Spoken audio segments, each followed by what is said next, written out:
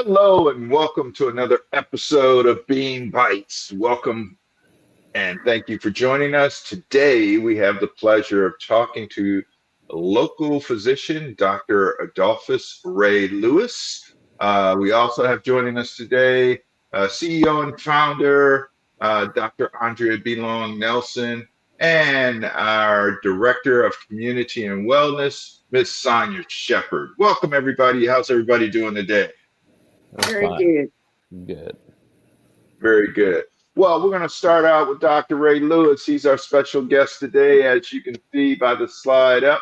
It's a little bit about him, but Dr. Lewis, we want to talk with you and find out about your journey to becoming a doctor and find out how the educational system prepared you for the career that you're in right now, sir. Okay. Well, it's been a long journey to become a physician. It was one that I had not anticipated in my life. Uh, I am a, Vietnam War veteran, and during that war, I was drafted. I was in the last drafted class from the United States during that war. Uh, there were a lot of us classmates at Dunbar that entered that war, and there were a lot of us that didn't come back.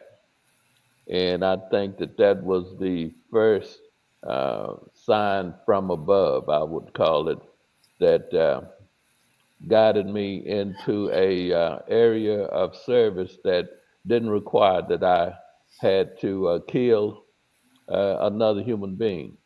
So I entered the medical corps as a X-ray tech.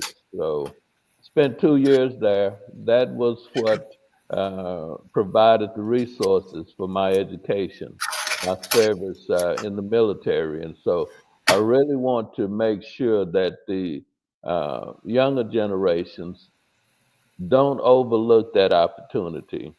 You know, my life was that of a one of 8 children, single parent home, and there were no resources. And so I dare to say that a lot of our youth are in that same position. A lot of our families are in that same position. And so I just want to encourage you to at least consider that route as a foundation for resources to continue on your journey. Uh, After having served in the military, I came back to Fort Worth, Texas. Uh, that provided me with uh, an understanding that the world was changing. When I finished high school, there was not a integrated system. We were still segregated, and it's still a little odd to me, and I'm trying to adjust to the fact that um, in the past, in the near past, the opinion that black educators can't educate as well as the white educators still bothers me because there were a lot of successful people in our generation. Uh, Came back home, went to work for a physician who is legendary in Fort Worth, Texas.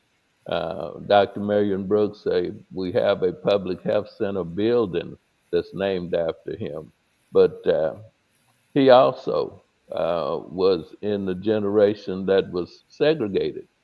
And he encouraged me to further my education uh, in medicine because he felt that there were no other physicians that were going to attend our communities uh, the way it should be done.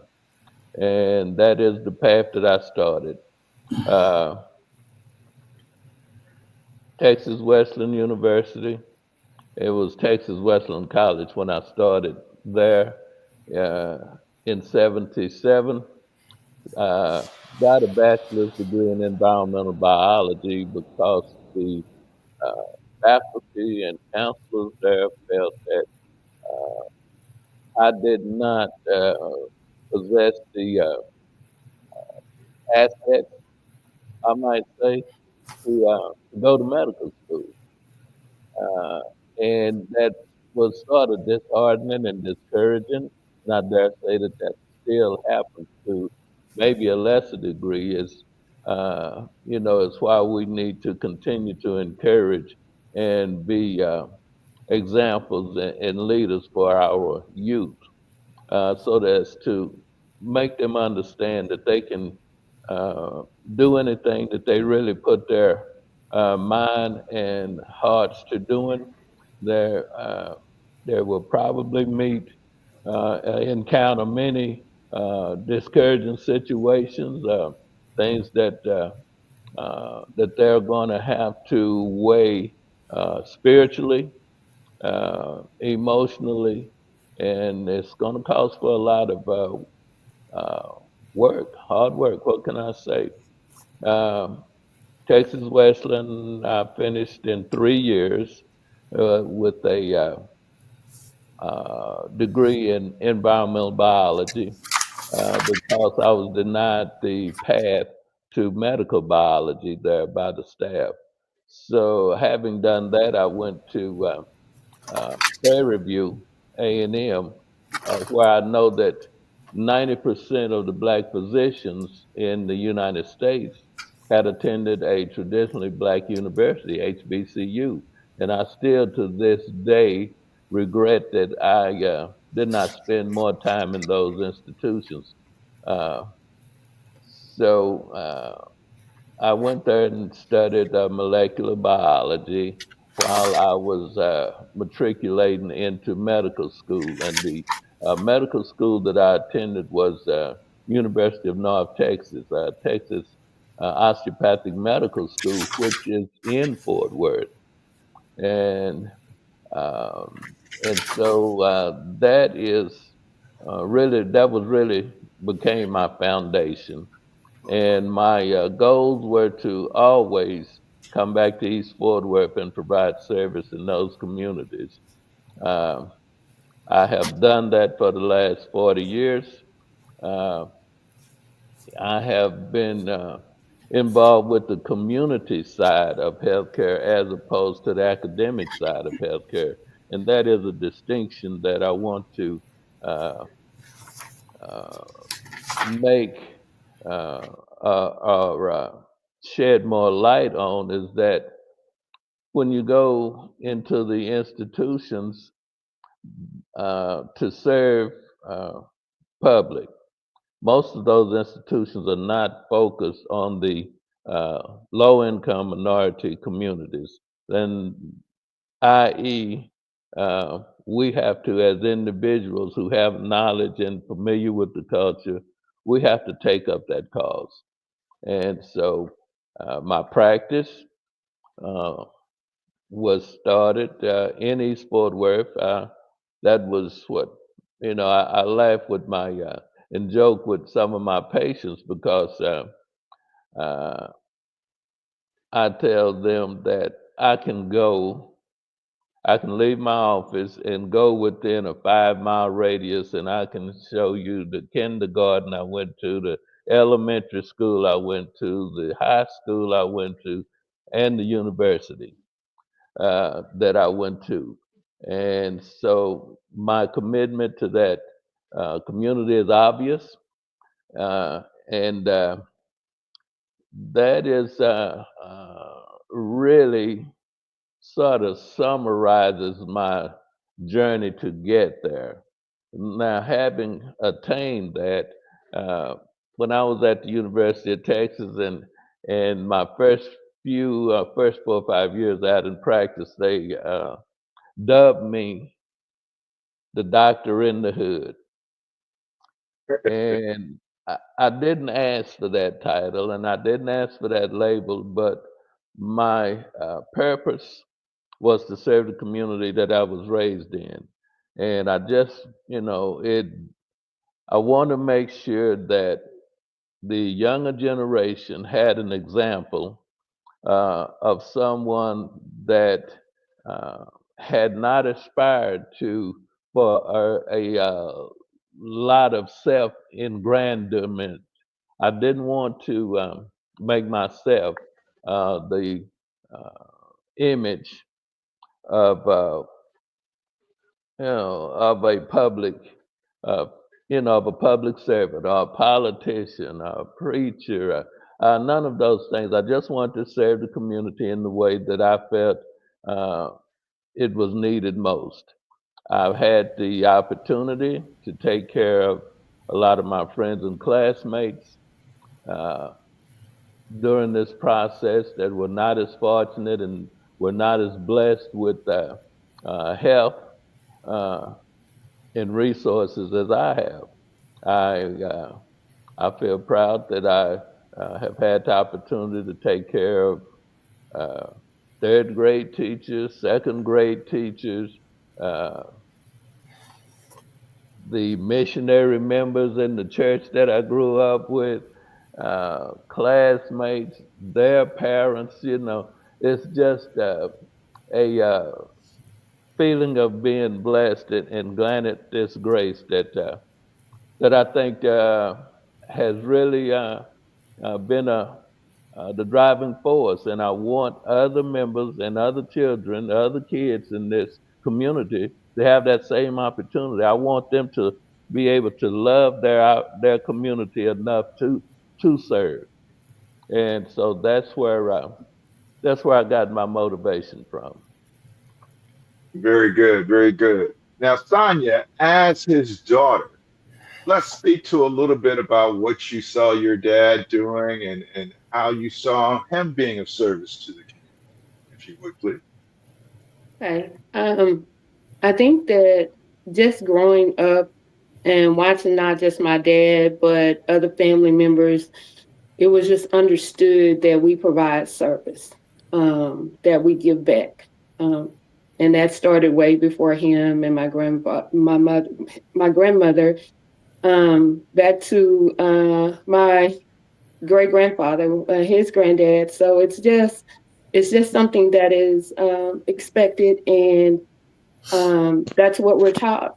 Uh, granddaddy's uh, granddaddy's mantra was, "To whom much is given, much is required." And so, it was not about finances. It was about those things that you were blessed with and you were able to bless others with. So, it never was a doubt in my mind that my purpose in life was so much bigger than just what I saw before me, and it was just for me. It was also for what I could do and provide to the world around me, which led me into my profession of being an educator. So, Excellent. Now, Dr. Nelson, if you would, talk to us about how service and how being an educator with B.E.A.M Education, how you're working to make a difference in the communities that we're looking to serve. So I was listening to Dr. Lewis, and during that, what came out to me was the fact that he discussed the opportunities that he had within a 5 mile radius of the community that he grew up and eventually was able to serve. I think a lot of times what we miss is that the way we are moving in the 21st century, our children don't have the opportunity to see the real life, everyday community heroes. And so, one thing that we want to do with Beam a Micro School Academy, and Beam stands for Building Entrepreneurs Academically and Mindfully. And we're going to talk a little bit more with Dr. Lewis about that, because not only was he a medical doctor, but as he started his business, he went into entrepreneurship. And I think that is one of the things that we're missing for children for the 21st century, is the ability to understand that life is going to take a lot of turns. And many of us, not knowingly, end up going into entrepreneurship. The thing about Dr. Lewis is through his conversations, the individuals that he came across and the individuals that we work with, that we will be working with, and that we work with from the mantra of 4 E's. Those E's being educate, he was educated by his community as well as the systems and structures that were in Fort Worth that opened the doors for him. He was empowered by those experiences that he had, which helped him to grow and understand and build his confidence to the level that he knew what his purpose was. He was exposed through a lot of experiences, both locally and in his travels as a x-ray technician for the army. And then finally, edify. If you listen to his opening conversation that he shared with us that was so powerful, it's about us edifying the children who are to inherit the 21st century. And I don't know how well we're doing that with what we see going on in America today, how well we are edifying the next generation. And that is the goal of B.E.A.M Micro School Education, is to do those 4 E's, is to educate, is to empower, is to expose, and most of all, edify, to know that we have to be productive individuals that leave the world in a better place once we leave the world. So those would be the things that we must consider, taking some of those situations, because we know this segregation wasn't one of the best situations to be in, but it also, as always, you always have to find those positive things that occurred to ensure that you use those things, but then you also have to move those things into where we are right now. Excellent, excellent. Dr. Lewis, please explain to us, with it being Black History Month, some of the challenges you face being a Black man, coming up, not only being a doctor, but also establishing your own practice in your own business.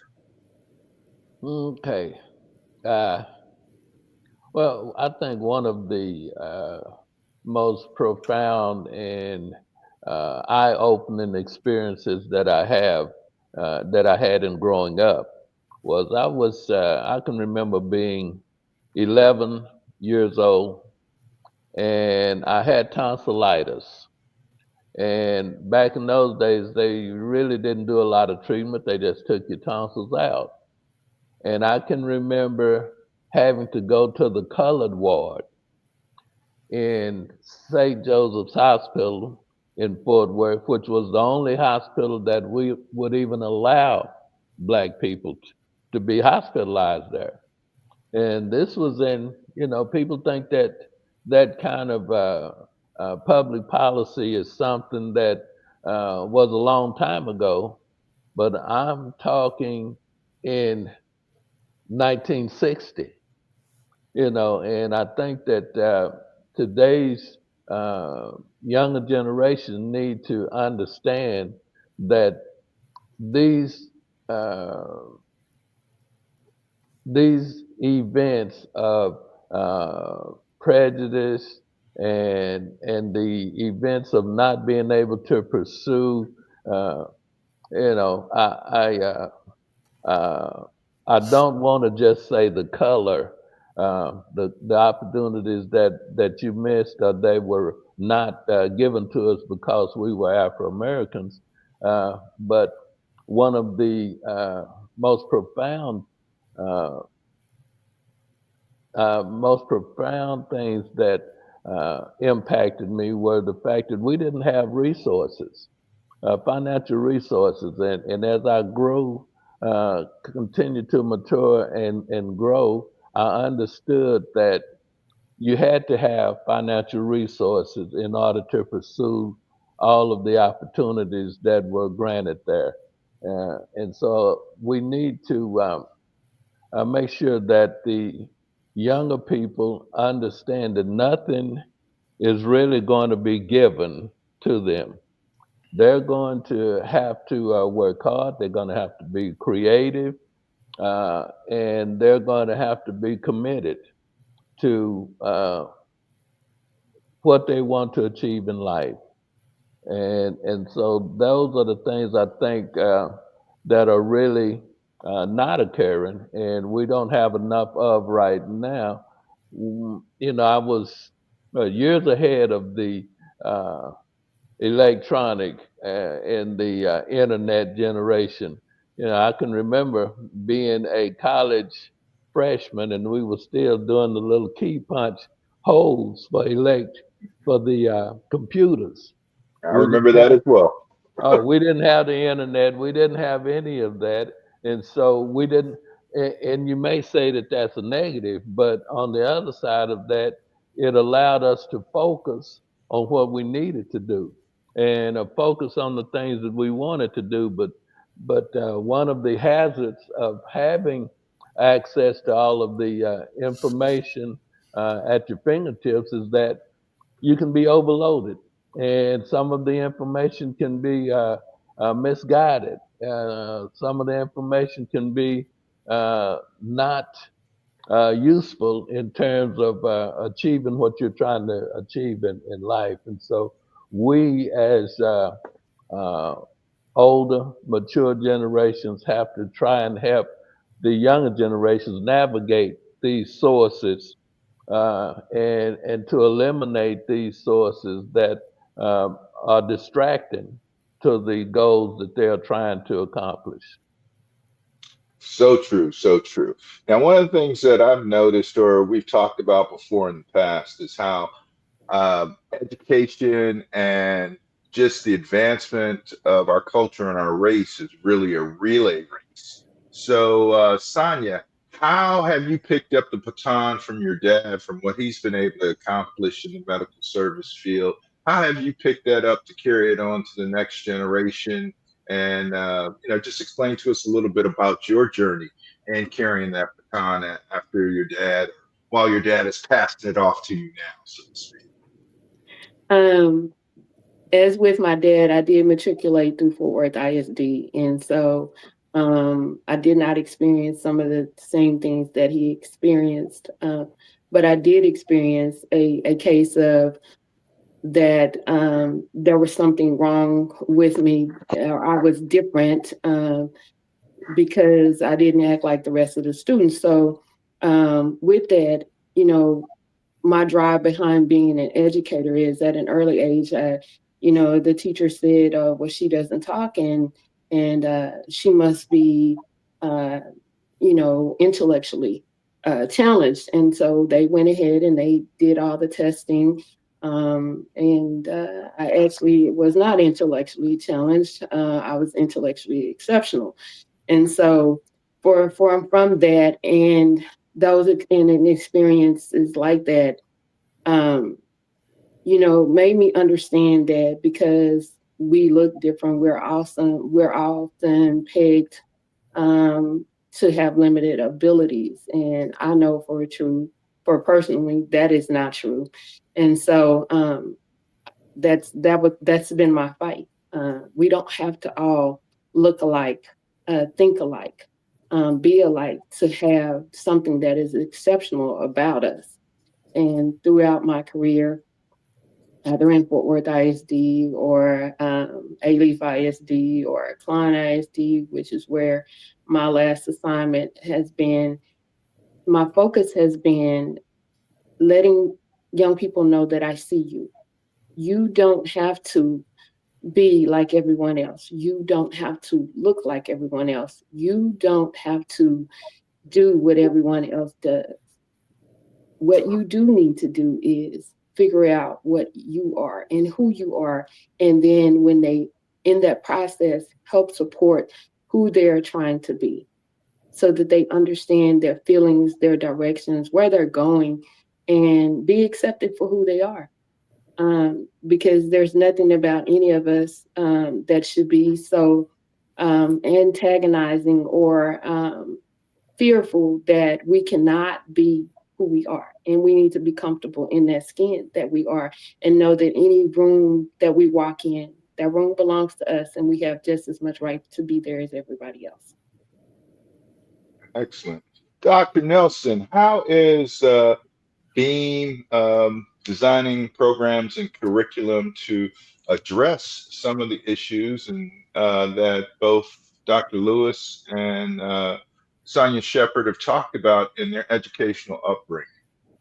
Well, the one thing that Sonia just talked about was the fact that um, the way the American system is set up for standardization. It's set up for efficiency, but it's not set up for ensuring that children are seen for who they are, and they're seen as individuals, and they're seen as having different interests, because how we base what we do is based on the scientific management system of Frederick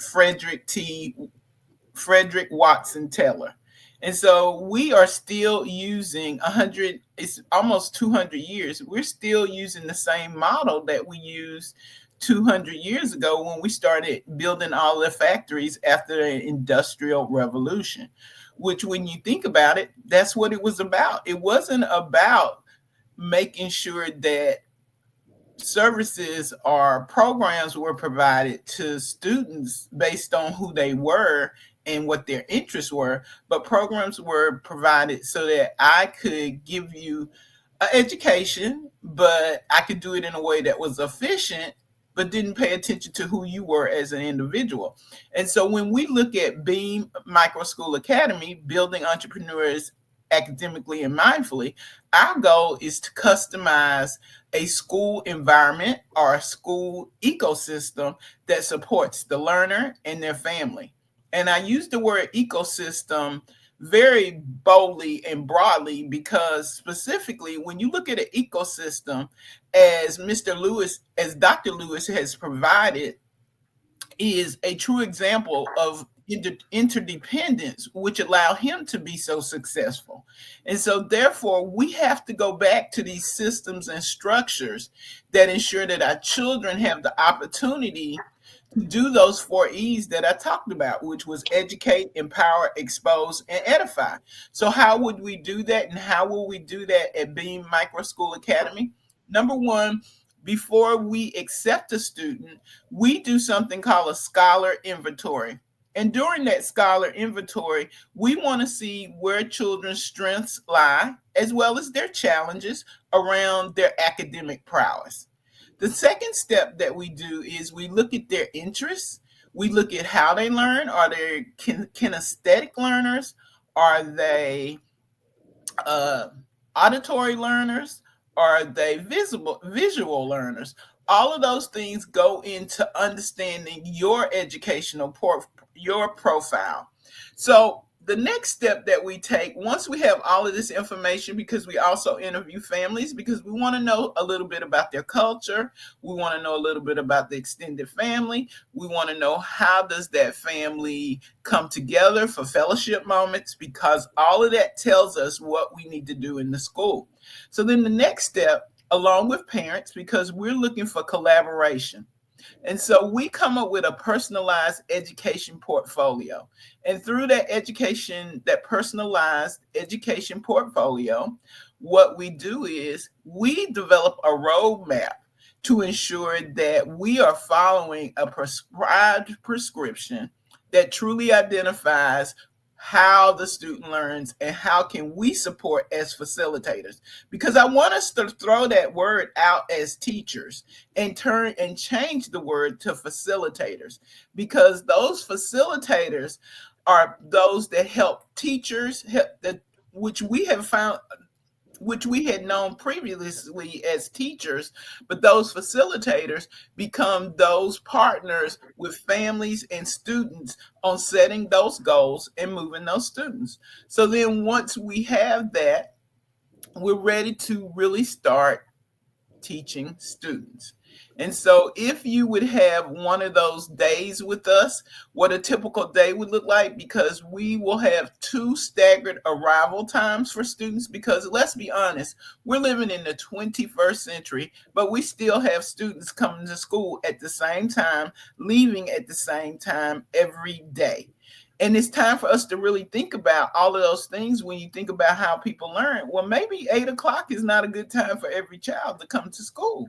Or maybe it impacts the family in a way where that's just not a good time for them to come to school. So, with that, we have something called a Power Probe Hour session. And those are the sessions where exactly what we just talked about, where we provide opportunity for to use that personalized education portfolio to number one, provide intervention when we think about and when we use the data that we collected on where their challenges lie so that we can build those weaknesses up. Number two is provide acceleration and acceleration around where we found their strengths to be. And then number three is that we also offer the opportunity for students to not only have acceleration and intervention, but we also offer the opportunity for them to be exposed not at the beginning of a lesson when it starts, but maybe a week ahead of time of what they're going to. So we front load students before they get to that new instructional skill or concept. And then finally, because we understand what the research says about explicit feedback and support, is that there are constant conversations with students beginning even at 5 on understanding specifically where their strengths lie, where their weaknesses lie, and what will they be working on in the 4 days that they're going to be learning. Now, you just heard me say 4 days because on the 5th day, we call that Lab Day at B.E.A.M Micro School Academy. And Lab Day stands for learning, applying, and building. So everything that the students worked on those 4 days, now on the 5th day, they have actual real life authentic application. And so with that, because we're in the 21st century, the courses that the children will be taking will be such courses as environmental stewardship, digital technology, global citizenship, mass communication, and they will also be taking 2 languages, Spanish and sign language.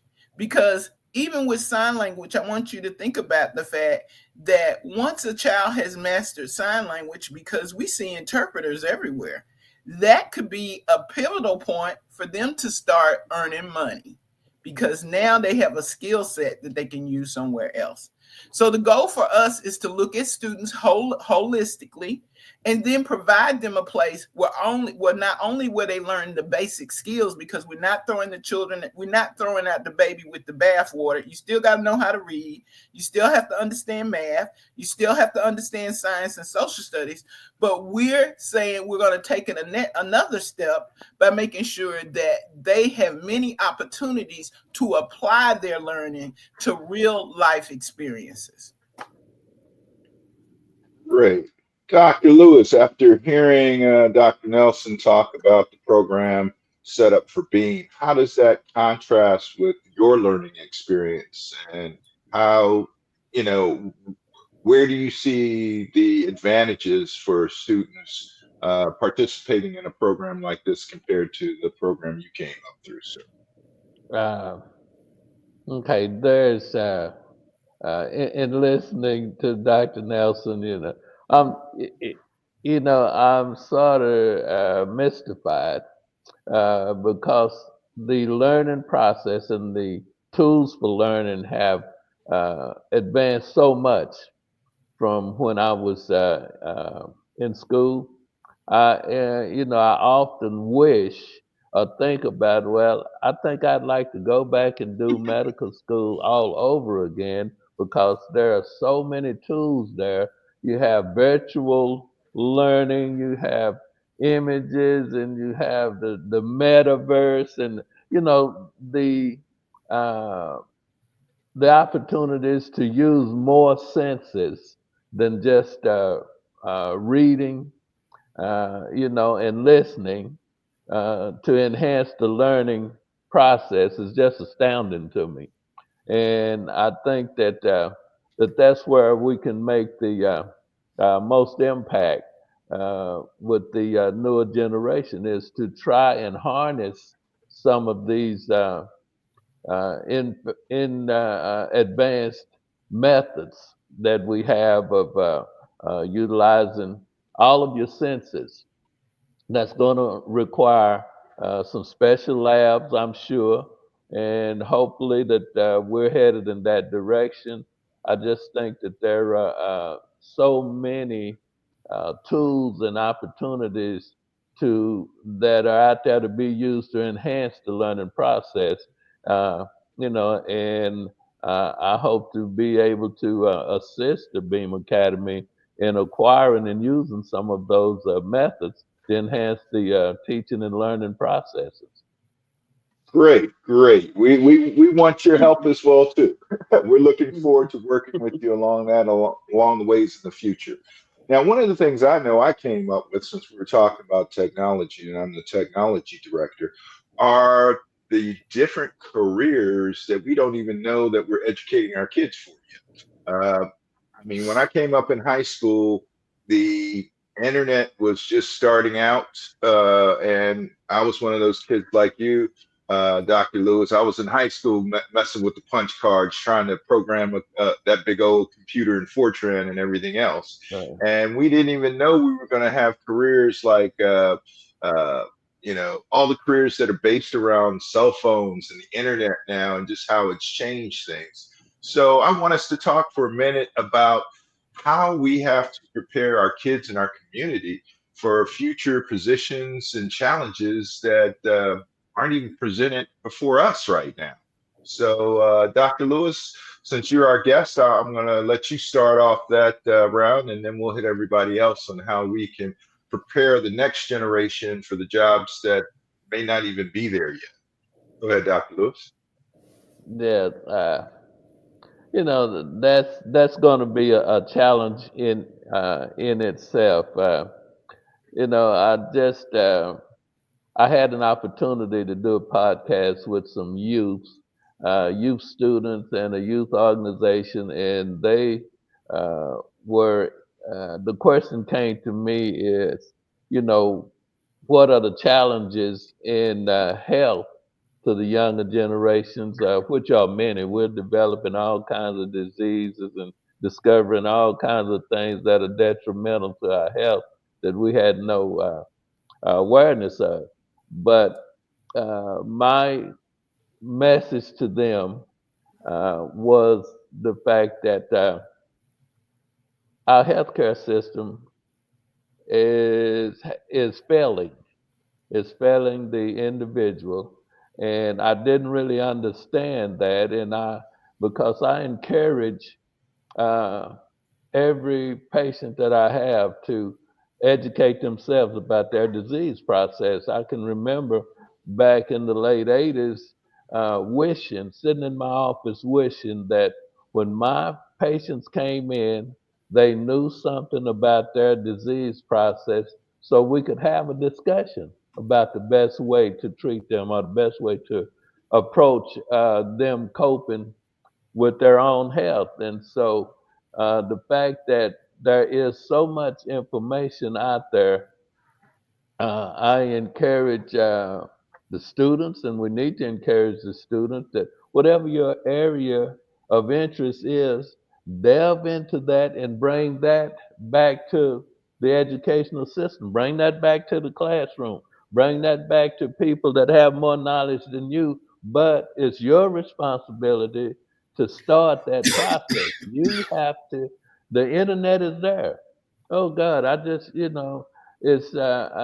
I enjoy so much when my patients now come in and says, "Well, I saw on the internet that this is that and this says this about my disease," because there are always more than one way to approach a problem, even your health problems.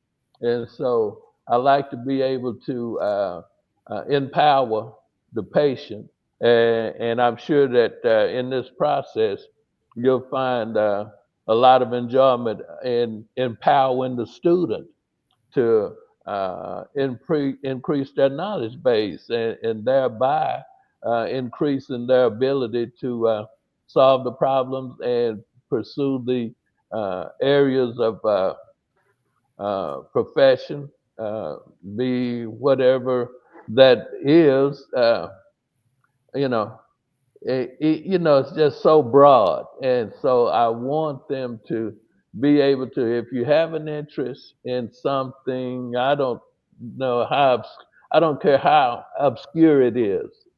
Get some knowledge about that, and get some more information about that, and someone will be there to help you increase that knowledge. Excellent, excellent. Sonia, we're going to pass the baton off to you. Your opinions and your viewpoint on the question at hand. Um, I think that uh, again, like my dad said, there is so much information out there, and because there's so much information out there, we we first of all we need to learn how to use it, and then second of all, I think that uh, we've got to embed in these students some problem solving, some critical thinking, and how to process all of this information, and not just and how to question some of the things that you're reading and that you're learning, not just looking at it and saying, "Oh, I saw this on the internet and this is correct." I mean, so of some discernment, for a lack of a better word, to know how to use this that it best fulfills the needs that they're trying to meet. Because some of the things, as we know, that we find in the digital world or not true, they're falsehoods, and so I want them to be able to use it all. But with that, I need for them to be able to dissect what is true and what is not, and what is beneficial and is going to serve a purpose for them. There's and as he said, it really becomes a personal responsibility to learn about what you want to know about. And when you do that and you find this information, okay, problem solve it. Use some skills to break it down to where it fits what you need and what you want. And that's just going to be key because there's just too many avenues out there, and they all can be utilized. And from for the most part, they have good information with it. But that we need to teach that because uh, our kids are not just young people are so immersed in this digital world and is in these things, and so it has an effect on their emotional and mental stability, and so that also becomes a part of what works for a benefit and what works for a detriment. So I think not just having the information, but how to discern and dissect and and problem solve it is going to be what we also need to teach them how to do. Great. Dr. Nelson, what curriculum or no, I'm sorry, go ahead, Dr. Lewis. You wanted Uh, to I, comment on that, sir? yeah, well, I just wanted to emphasize that the only thing that we should not accept in the younger generations is the idea of doing nothing. There's just too much to do, Yeah. and we have to encourage them and help them explore some of these areas, like Sonia said and Dr. Nelson, you guys are trying to do. But what we cannot accept is for them to do nothing. That's the deal. And Dr. Nelson, how are we designing curriculums and programs to So address these needs? So, as I heard my fellow guest this morning talk about some of what needs to change in education, what it made me think about was the 21st century skills because I heard uh, Ms. Shepherd, she talked about problem solving, she talked about critical thinking, being able to know when you're reading something and how do you go about looking at it and saying, you know what, I need to dig a little bit more and find out a little bit more information about it. And so when we decided that we were going to open up a micro school and that we were really going to focus on it being very futuristic and then look at the models that were already out there, we decided that we would totally focus the model, the supports, the frameworks around the 21st century skills. So I'm going to read some of those 21st century skills because I think we're not thinking about the fact that we're already in the 21st century. We've been in the 21st century for 25 years. But, and I'm not throwing shade or being disrespectful to any other school model, but what I am saying is there have to be choices. We have to make choices around what is going to move our students in the right place, because we have all of this discussion about charter schools. We have all of this discussion about public schools. We have all of this discussion about the privatization of school education in itself. But what we really have to consider is, why is it that we're having these discussions when we understand that human beings learn in different ways? And why aren't we stretching the landscape to have more opportunity to ensure that we can customize learning for all of the learners? And so these are some of the skills. Critical thinking.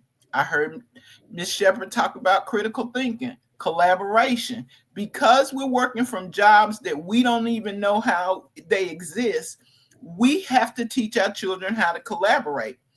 Also, I heard Ms. Shepherd talk about all of this technology is supporting our kids, is supporting in us, making,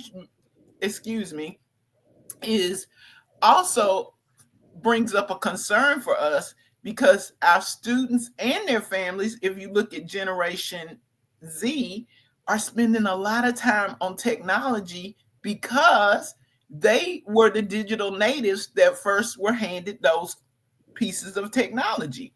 And so if we don't teach kids how to collaborate and communicate with each other, because they're going to have to do that. There's a fear that AI is going to take over and they're going to be bossing us. But what we have to do is we have to teach children and grown-ups specifically to know that you got to have a balance, that you have to have moderation in all things that you do. And so that piece of teaching collaboration and having families work together and having students work together, that is the interdependence and the ecosystem that we're working toward. Another part is the creativity, having creativity and innovation. The way we set up the structure of school right now does not allow kids to be creative in other areas. We do it a lot in art, but where else do we allow kids the opportunity to be creative and solve problems? Because how in the world do we get to the moon without creativity and innovation? And so if we have all of these different tools that are coming about because of the mass movement of technology, our kids are going to have to be more creative than they've ever been. Another one is information literacy. We talked about one of the courses that we will offer is mass communication, because kids have to be able to read, write, do math, be able to talk to each other. And so all of that has to be a part of the work that we do. They have to be leaders, because not only do you have to be a leader, but sometimes you have to be a follower. But if we don't set up these structures and systems for children to have those opportunities, they're not going to be ready for the jobs of the 21st century that we don't even know about. And so the list goes on: the problem solving, productivity, global awareness, because we talked about the fact that we're going to teach a global citizenship class. We talked about cultural competency. How do you know about another individual if you don't spend time learning about their culture and how they live? We're not going to be ready. We're not ready right now. We can see in America, the polarization of America, that we have to do some things different to bring everybody to the place where we can communicate and talk to each other. So the list goes on and on about the 21st century skills that we have to work on. Many of us that are on this call this morning in this podcast can talk about the fact that we've had to be very flexible and we've had to have adaptability, because each one of us have had more than 5 or 6 different kind of jobs that we never thought that we were going to be in. And so when we don't allow children to have those same experiences in school, we are leaving them out of the projection of being able to do the things that they're going to need to be adults in the rest of the 21st century. Excellent. Dr. Lewis, how important was your family and how much did your family support you in your educational process? Uh, you know, being from a different era, generation, uh, we all helped each other. I was the third oldest of eight, and so we had to make sure that all of the younger students, younger sisters and brothers, siblings, were uh, uh, were tutored. We had to make sure that their homework was done, and in doing that, it helped us. But uh, you know, that was just responsibility. We all, even in school back in those days, there were groups of students that were uh, faster learners that were given the responsibility of helping those in the class that weren't so fast. And so it's just a sense of uh, giving and caring about uh, the person that's right next to you. Not people that, not so much the people on the screen. Although that's a skill I'm having to develop. I'm in person. I like to uh, sit next to the people that I am involved within communication. I like to notice all of the little nuances. Being a doctor, I do a lot of that. Patients will say that they're hurting or they're feeling this, but you have to probe a little bit to see if that's really coherent and consistent with what you're seeing. And you have to put all those things together to really try and they decipher what is really and prescribe what is determine what is really going on with this patient's health and how to get them to a better place. So the the idea is back to the giving. You have to develop a interpersonal skills with people, and that's more difficult in today's generation and age of distant electronics, and people can virtual. I'm still trying to get used to the virtual medical visits. And so it's just a matter of how do you, and that's one of the difficulties. How do you uh, motivate people, get them energized to care? That's the big deal. Exactly, exactly. Now, Dr. Lewis, how many how many children were in your family?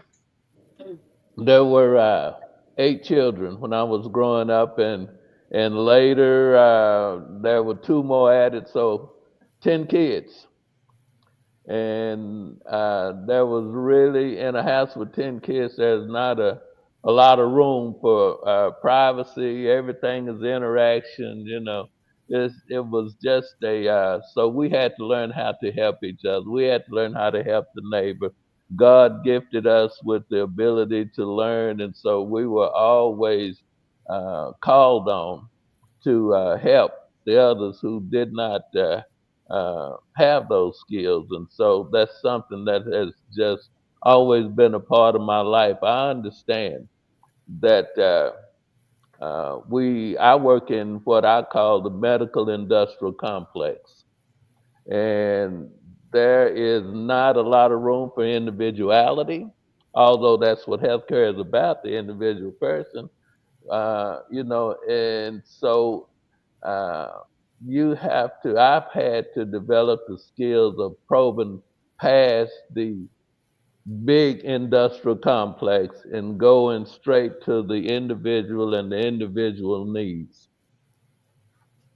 Excellent. It sounds like you, with your family there, you had your own micro school, with the oldest helping to educate the younger ones.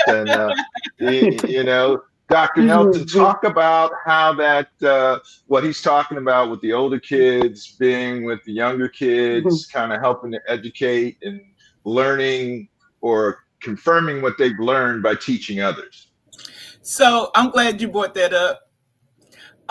One thing about the micro school that is so unique to the micro school design is that they're very small. They're boutique schools, meaning that instead of having 400, 300, 500 elementary kids or high school kids together, in a micro school, you only have no more than 150. And they can be as low as Dr. Lewis and 10. It just depends on how you design and how you structure. Um, but with that, because they're so small, just think about those relationships that you're able to build with children. The school that we're creating right now, which will be the flagship school, will only have 150 kids in the building and no more than 160 at the most. And so you think about, I'll know their mothers. Their mothers will know me. I'll know their little sisters and brothers. And so all of those things put together and a personalized education portfolio and the opportunity to work on the things that you love, as well as being directed to work with other students, makes it a place of true inclusivity where children will just be glad. Because the one thing that I keep on pulling from Dr. Lewis, because I'm taking notes, is the fact that he keeps on talking about he's a lifelong learner, everyone. He talks about, if I could go back to medical school, I would. And when we don't let children have that curiosity and that excitement about learning, because you have to learn the rest of your life. When you came out of your mother's womb, the first thing you had to do was learn how to breathe. And so, but we have turned it into such a synthetic piece of how we learn that children don't, they go in with the joy and the curiosity and the creativity, but what we do is we dummy them down, we beat them down, and then when they leave out, we have so many children and adults who don't want to learn. They don't want to learn something new.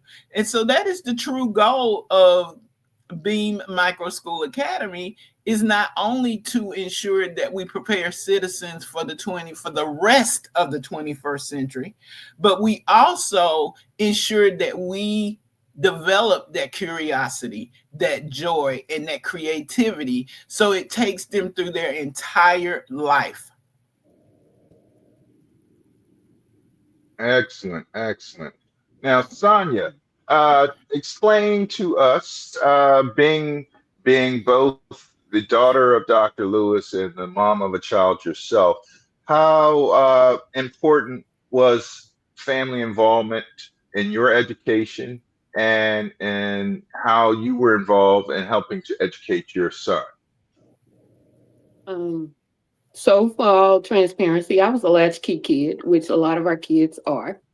Hmm. And so because my mother worked and my dad worked, I was responsible for a lot of my own learning, which is something that, we also have to teach our kids, is that you don't sit and wait for somebody to teach you, you go out there and you get it. And so when my mom got home from work, it was expected that my homework was done, uh, because she's worked 12 or more hours. And so um, that's one of the things that, I can appreciate, is that she had expectations for me. A lot of the things that I learned at that time, she was not able to help me with. There was really nobody able to help me with it, but it was okay because I could ask questions, but I think I had to own the responsibility for my own learning. And I think that's an important thing for young kids to know, and for people to know in general. If there's something you want to know, You have to go out there and get it. And also, I was never told that there was anything I couldn't do. I was supported in everything that I wanted to try to do. I wasn't told what I had to do.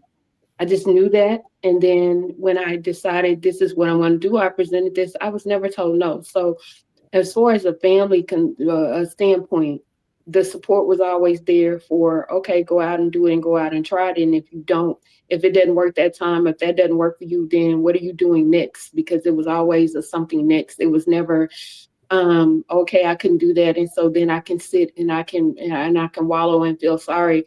That was never that concept. It's always as my dad said, what they can't do is do nothing. So that was one of the things that I was brought up on, is that you cannot, doing nothing was never an option. And so, and being a parent, and with my own child, that's the standpoint. Doing nothing is never an option. So and with him, it was different because I was in a different place. I was able to be present more with him, and be more supportive, attend school events, and coming as an educator. So I'm in the system, and I'm looking at grades, and I'm asking questions, and I'm challenging teachers, and I'm telling him, if you don't understand, you need to ask questions. Teachers are there.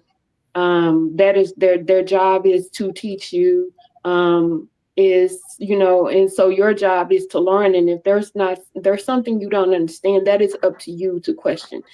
Um, I go to work, I have to do my job. When teachers go to work, I expect for them to do their job. And so um, it's accepting that they don't know is not an option. Um, we're here for a purpose. And so in that regard, I expected for him to own his own learning also. It is up to you to get it. It's up to them to give it to you, but it's up to you to get it. And how many brothers or sisters did you have, and how many children did you have? Just looking at the educational aspect Um, of what your dad talked for about. me, I was an only child at that time when I came through. My siblings were born when I was in high school and in college, so I was pretty much out of the house. However, my father and my mother come from very big families. As you know, my father is one of 10, my mother was one of 9, and so there were always aunts, uncles, cousins. The house was always full. So there was never, although I was an only child at that point in my life, there was never a time where there was somebody not around. And so with that, uh, you know, there were people around. So I had family, extended family around. And as for me, I just have one. And so with that being said, that's a personal choice, and so it's hard. I find it important. I don't know, I have friends that have more children, and they treat all of their children individually because they're very different from one another. But I think they have the all standards of, expectations for them. I applaud people who have more than one. But I think that being present, sometimes I think being present is a key that we need to give our children. And as a working parent, I understand how difficult that can be, um, and challenging, especially when I worked the same hours that my son attended school. I was fortunate enough to be able to be in a position to, that I could leave. And, as a counselor, I could leave and I can go and I could check back and things like that, which is a freedom that a lot of parents don't have. But the time that I did have with him at home, I had to make that count. I made that count. I had late nights, I had early mornings, but our time together would I would not accept vague things from him. How was your day? Your day was good. Okay, what was good about it? I mean, it's like the questioning and the problem solving and the critical thinking, like embed those things. We have to embed those things at home as well as at school. We can't send our children to school and expect for the educators to do it all. There are things that as parents um, that we can embed in our kids also, and it doesn't require a degree. It just requires a desire. to want something better for your child. Great. Dr. Nelson, talk to us how we can, or how Beam meets some of the needs of different family sizes. Sonia, uh, single parent with one child compared to Dr. Lewis coming from a family with 10 kids. How does Beam address the needs of larger families versus smaller families? I think it's been discussed throughout the course of this discussion.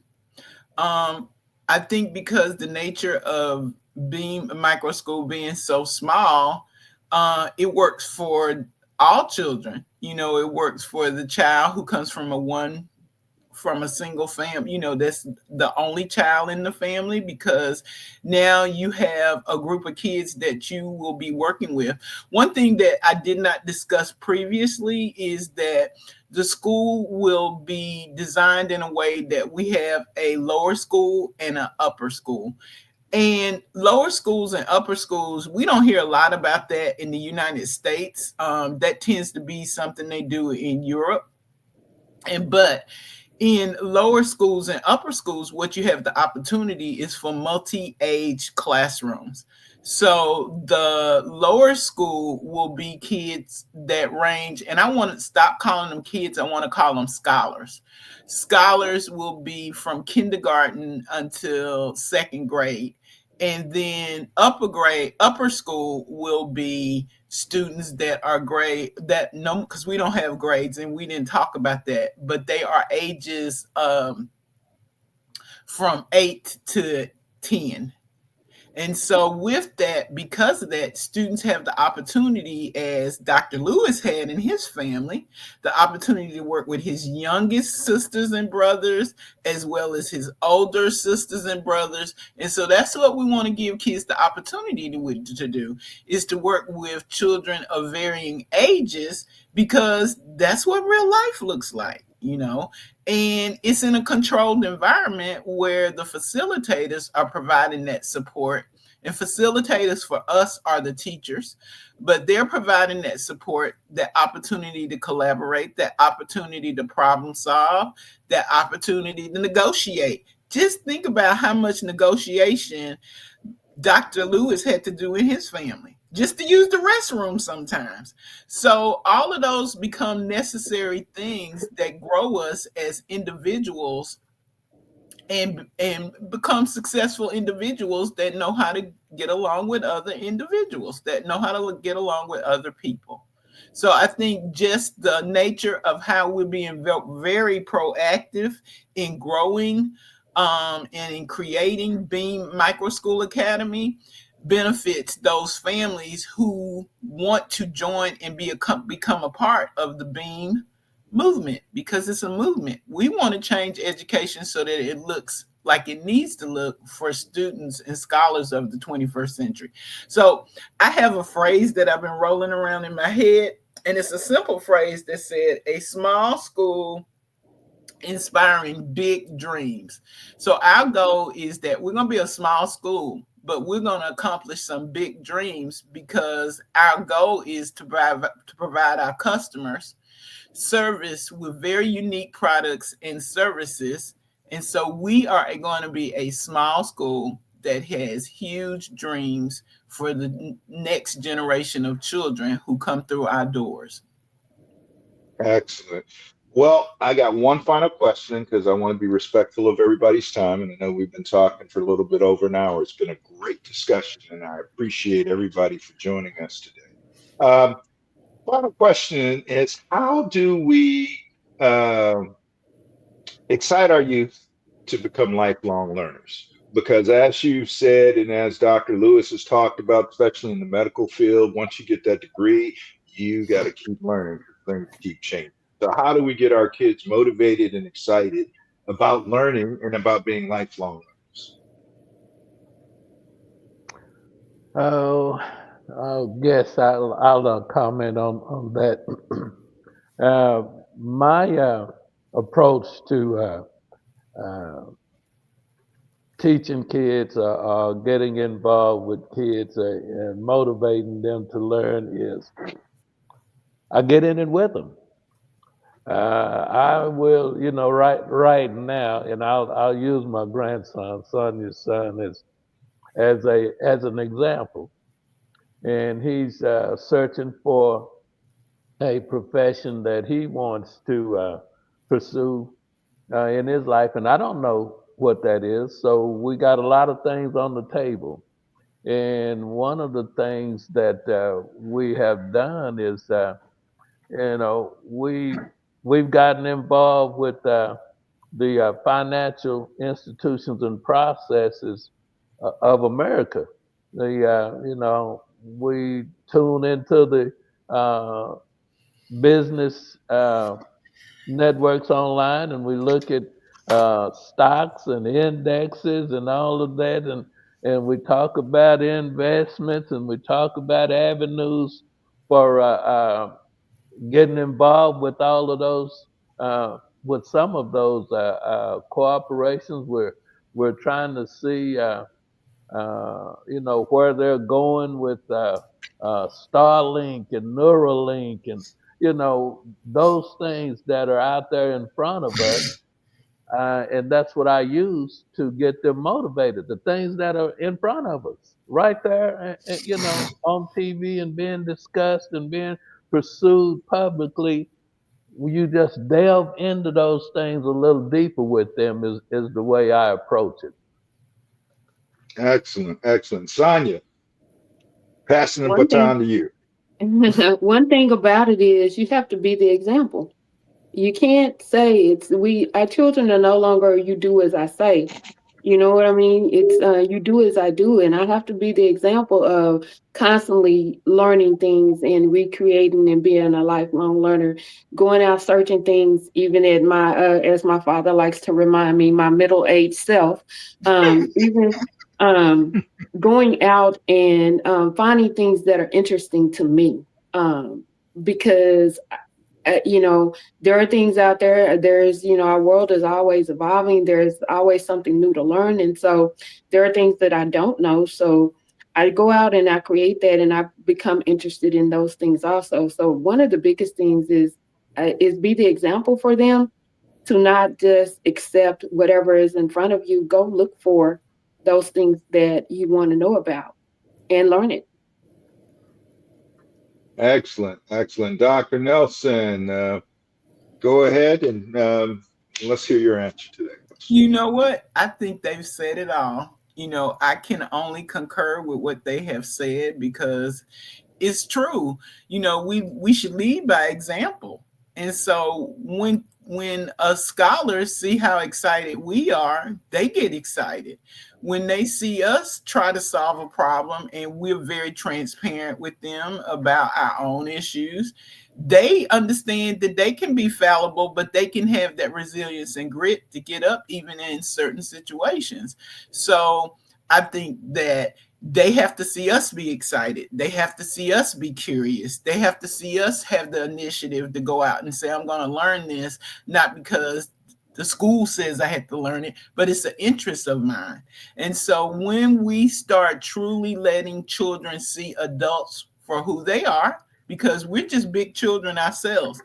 I'm going to make you laugh because a lot of times before we start these bean bites, Mr. Trotter has to remind me not to let my 10-year-old self come out because I'll be twiddling with my hair and looking down, and he has to remind me of all those things.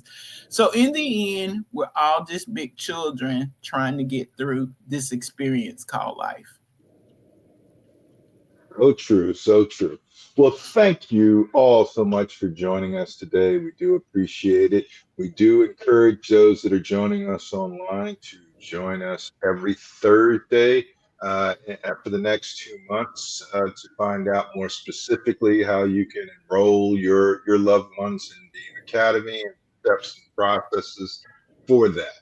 So, with that, I'll give everybody a chance to say a final word before we sign off, starting with our guest, Dr. Lewis.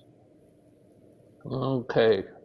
I'd like for my final word to be is, uh, And my advice is to all of those listening, that's parents and children and uh, those that and the teachers is, you know, as we've said, let's keep learning about. There are a lot of things going on around us, and a lot of them are important to us, for survival, and or either for pleasure or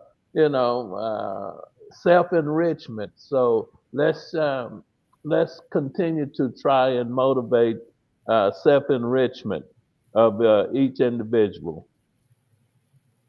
Excellent. Sonia Well, I'm gonna just piggyback on that, and in your search for self enrichment, don't forget self care. and Dr. Nelson. If you would like to know more about Beam Micro School Academy, I would ask that you would let us know through www.beameducation.org, or if you go to our Facebook site, you will find a flyer that lets you know that for the next 2 months, for February and March, we are providing information sessions about the offering of Beam Micro School Academy at 7 o'clock every Thursday for the 2 months of February and March. All right. Well, thank you all so much for joining us for today's show. And with that, we're going to go ahead and sign off. I'm going to leave us with the information to be able to join us and to join the Being movement. Please email us. Please join the page. There's a place at the bottom where you can become a Being member, and you can gift us a tax deductible donation, so that if you like what you heard today from our guests and our facilitators, you can help support it and back it with financial funds. Thank you so much all for joining us. You guys have a great day. Thank you.